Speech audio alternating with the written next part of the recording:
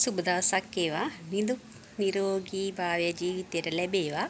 ඉතින් ආයෙමත් අපිට ඉතින් සෙම් රෝග උණ මේ ආදී රෝග ගොඩක් මේ දිනවල පැතිර යනවා. ඉතින් මේ වගේ ආරක්ෂා වෙන්න කියලා මොනවද අපි කරන්න ඕනේ? ඉතින් මේවට විශේෂයෙන් ඉතින් බය වෙන දෙයක් නෑ. වෙනදා වගේ ඉතින් තමන්ගේ සෞඛ්‍ය පුරුදු තමා පවත්වාගෙන යන්න ඕනේ.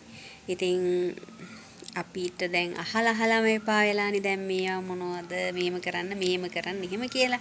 ඉතින් ඒක සාමාන්‍ය විදියට ඉතින් ඒ කියන ඒ සෞඛ්‍ය පුරුදු ටික කරගෙන ඉතින් ඒ විදියට ජීවත් වුණාම ඉතින් හරි අනවශ්‍ය බියක් මේවට ඉතින් ඇති කර ගන්න ඕනේ නෑ. එහෙම අනවශ්‍ය බියක් අපි ඇති කරගෙන වැඩකුත් නැහැ. නමුත් අපි පරිස්සම් වෙන්න ඕනේ.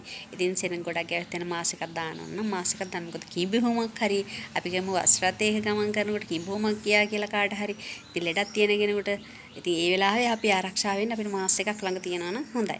ඉතින් සැනිටයිස් එකක් තියනවා නම් හොඳයි. මේවා ඉතින් මේ ලෙඩ රෝග මෙහෙම තියෙනවා, වසංගත තියෙනවා, වෛරස් තියෙනවා. මේ කාට විතරක් නෙමෙයි හැමදාටම හොඳ සෞඛ්‍ය පුරුදු තමයි. ඉතින් මේ සෞඛ්‍ය පුරුදු ටික කරගෙන අපි හැමදාමත් ඒ විදියට හිටියනම් ඉතින් අපිට ගොඩක් ලෙඩ රෝග වලින් බෝ වෙන්න පුළුවන්. ඉතින් ලෙඩ රෝග, වෛරස්, බැක්ටීරියා ඇති වෙන එක අපිට ඉතින් ලෝකේ ඒවා අපට වළක්වන්න බැහැනේ. ඉතින් අපිට තියෙන්නේ මේ දේවල් වලින් අපිට හැකි තාක් පරිස්සම් වෙන එක තමයි. ඒවට නොබිය මුණ දෙන්න ඕනේ. ඉතින් අපේ වැඩ කටයුතු ඉදිරියට කරගන්න ඕනේ.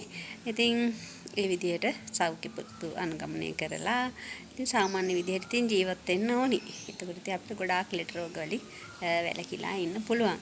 ඉතින් එකක් නැත්තම් එකක් ඉතින් එනවමනේ ඉතින්.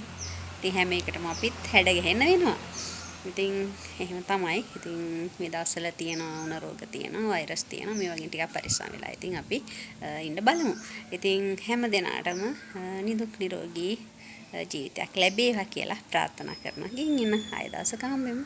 සුබ දවසක් වේවා.